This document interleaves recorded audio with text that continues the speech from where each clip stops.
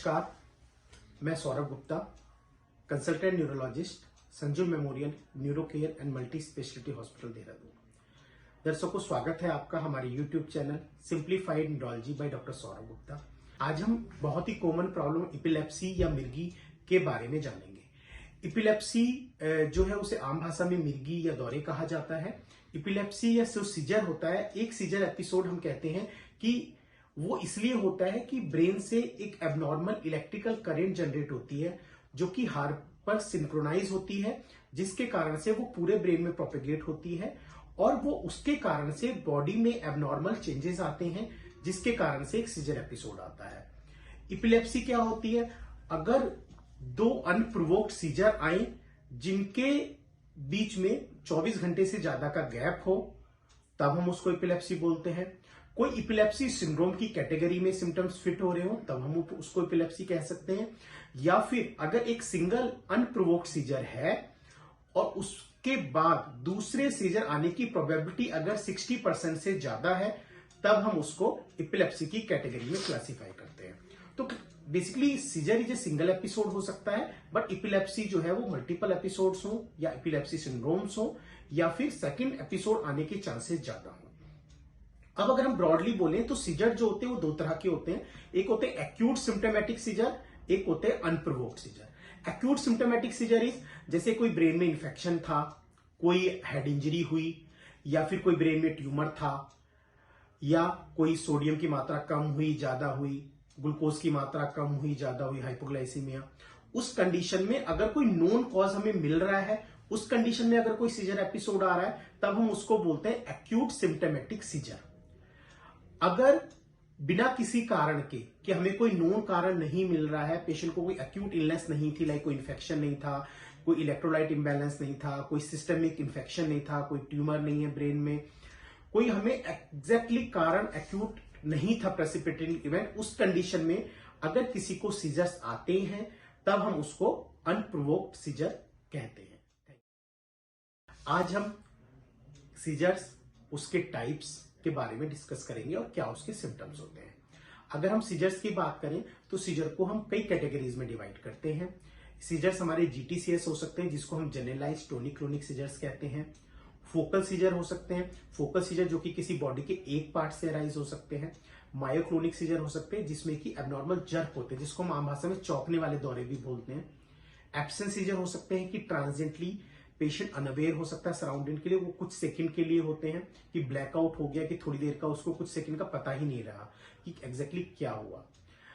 Absence scissor हो गए ये। एटोनिक सीजर हो सकते हैं कि बॉडी एकदम लूज हो गई और पेशेंट गिर गया। तो ब्रॉडली हमारे ये सीजर्स होते हैं। जीटीसीएस हो गए, हमारे फोकल सीजर्स हो गए, मायोक्लोनिक सीजर्स हो गए, एटोनिक सीजर्स हो गए एंड एब्सेंट सीजर्स हो गए। अब अगर हम बात करें सिम्टम्स की, जो जीटीसीएस वाला जो मोस्ट कॉमनली जो जीटीसीएस या फोकल सीजर ज्यादातर हमें देखने को मिलते हैं, जीटीसीएस जिसको जनरलाइज्ड टोनिक क्लोनिक सीजर्स कहते हैं, उसमें पेशेंट की पूरी बॉडी अफेक्टेड होती है, पूरी बॉडी में एक साथ एबनॉर्मल जर्की मूवमेंट होते हैं, बॉडी में स्पाज्म आ जाता है, उसके साथ साथ में आंखें ऊपर चली जाती हैं, माउथ से फ्रॉदिंग होती है, टंग बाइट हो सकता है, उसके साथ साथ में यूरिनरी इनकॉन्टिनेंस भी हो सकता है, और साथ में अनकॉन्शियसनेस का एपिसोड भी होता है, और उस एपिसोड के बाद में पोस्ट इक्टल कंफ्यूजन भी हो सकता है। तो ये हमारा जीटीसीएस होता है।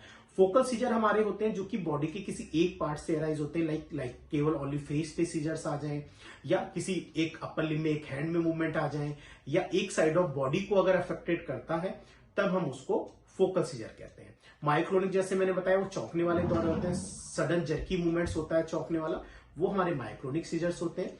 एब्सेंट सीजर ट्रांजिएंट कुछ सेकंड के एपिसोड्स होते हैं, ब्लैकआउट टाइप हो जाता है, पेशेंट अनअवेयर होता है कुछ सेकंड के लिए सराउंडिंग के लिए। और एटोनिक सीजर होते हैं जिसमें जो है बॉडी एकदम से लूज हो जाती है और पेशेंट फॉल कर जाता है। आज हम बात करेंगे एपिलेप्सी के क्या कारण हो सकते हैं, क्या क्या कारण एपिलेप्सी को पैदा कर सकते हैं। तो सबसे अगर हम देखें तो बहुत सारी कैटेगरीज होते हैं जो कारण हो सकते हैं एपिलेप्सी के। ग्रुप वाइज हम कैटेगराइज करते हैं। सबसे पहले बात करते हैं ट्रॉमेटिक सीजर्स की या ट्रॉमेटिक एपिलेप्सी की। ट्रॉमा लाइक हेड इंजरी हो सकती है, रोड ट्रैफिक एक्सीडेंट्स काफी कॉमन है इंडिया में, उसके कारण से ब्रेन में हेड इंजरी हो सकती है, जिसके कारण से सीजर आ सकते हैं। उसके बाद में सीजर जेनेटिक भी हो सकते हैं, हेरिडिटरी सीजर्स भी होते हैं। खासकर जो हमारे एपिलेप्सी सिंड्रोम्स होते हैं या बच्चों में या यंग एज में जो सीजर देखे जाते हैं वो काफी केसेस में भी एपिलेप्सी सिंड्रोम से लिंक हो सकते हैं। हाइपोक्सिक सीजर्स हो सकते हैं, खासकर जब बच्चा पैदा होता है। कई बच्चे पैदा होते हुए रोते नहीं है या पैदा होते ही ऑक्सीजन की डिमांड बॉडी में नहीं पहुंच पाती है ब्रेन को। उस कंडीशन में हाइपोक्सिया हो सकता है ब्रेन में, उसके कारण भी सीजर आ सकते हैं। इसके अलावा इन्फेक्शंस हो सकते हैं बॉडी में, लाइक इन्फेक्शन में ब्रेन का एनकेफेलाइटिस हो सकता है, ब्रेन में मेनिंजाइटिस हो सकता है, ब्रेन में जो है कीड़े की गांठ हो सकती है, एनसीसी न्यूरोसिस्टिक सर्कोसिस जिसको बोलते हैं। ब्रेन में टीबी का इन्फेक्शन हो सकता है, ये सीजर कॉज कर सकते हैं। ब्रेन ट्यूमर्स, न्यूप्लास्टिक ग्रुप आता है जिसमें ब्रेन ट्यूमर हो सकते हैं, कोई ब्रेन में गांठ हो गई न्यूप्लास्टिक, उसके कारण से सीजर्स आ सकते हैं। वेस्कुलर कॉजेज हो सकते हैं जिसमें हमारा ब्रेन हेमरेज हो गया या ब्रेन में क्लॉट हो जाता है, उसके कारण से सीजर्स आते हैं। फिर आते हैं हमारे metabolic causes. Metabolic causes like kidney का फेलियर हो जाना या फिर लीवर का फेलियर हो जाना, हिपैटिक एनकेफ्लोपैथी, यूरिमिक एनकेफ्लोपैथी। इसके अलावा जो हमारे other like hypoglycaemia, sodium glucose का कम हो जाना, हाइपरग्लाइसीमिया, हाइपोनेट्रीमिया या फिर हाइपोकैल्सीमिया, इस कंडीशन में भी सीजर आ सकते हैं। तो ये मेटाबॉलिक कॉजेज हो गए। इसके अलावा ऑटो इम्यून कॉजेज हो सकते हैं, लाइक ऑटो इम्यून एनकेफ्लाइटिस हो सकती हैं, या कई बार हमारे जो डिमाइलिटिंग डिसऑर्डर्स होते हैं उसमें भी रेयरली सीजर्स देखने को मिल जाते हैं। आज हम stigma and myths behind the epilepsy discuss करेंगे। आज भी इतने डेवलपमेंट के बाद भी हमारे भारत में अभी भी एपिलेप्सी या मिर्गी को लेकर बहुत ज्यादा भ्रांतियां हैं। लोग बहुत ज्यादा अभी भी ऊपरी आत्माओं पे विश्वास करते हैं इसको लेकर।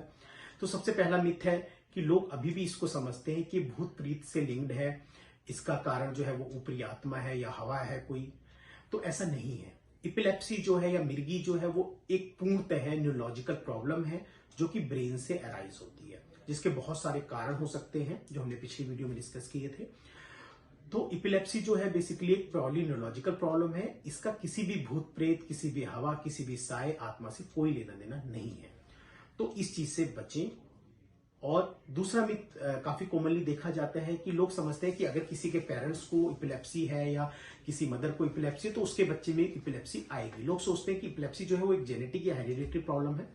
तो ऐसा भी नहीं है। एपिलेप्सी हेरिडिटरी होती है, लेकिन लेस देन 10% केसेस ही एपिलेप्सी के हेरिडिटी में देखे गए हैं। इसके अलावा ज्यादातर जो केसेस एपिलेप्सी के होते हैं वो एक्वायर्ड होते हैं, लाइक इन्फेक्शन से हो गया, ट्रॉमा हो गया, ब्रेन ट्यूमर हो गया। उनका किसी भी जेनेटिक या हेरिडिटरी से कोई रिलेशन नहीं होता है। उसके बाद में बहुत सारे इश्यूज होते हैं एपिलेप्सी को लेके, लाइक कि अगर किसी को एपिलेप्सी है वो शादी नहीं हो सकती उसकी, या वो एक नॉर्मल लाइफ नहीं जी सकता। तो ऐसा नहीं है। अगर किसी पेशेंट को एपिलेप्सी है और वो दवाइयां ले रहा है, उसके सीजर्स कंट्रोल है, तो वो एक नॉर्मल हमारी आपकी तरह नॉर्मल लाइफ जी सकता है। बहुत थोड़े लिमिटेशन होते हैं, यूजुअली हम ड्राइविंग एंड स्विमिंग के लिए अवॉइड करने के लिए बोलते हैं। अदरवाइज वो अपना नॉर्मल वर्क कर सकता है, अपने वर्क पे जा सकता है, अपना डेली रूटीन एक्टिविटी कर सकता है।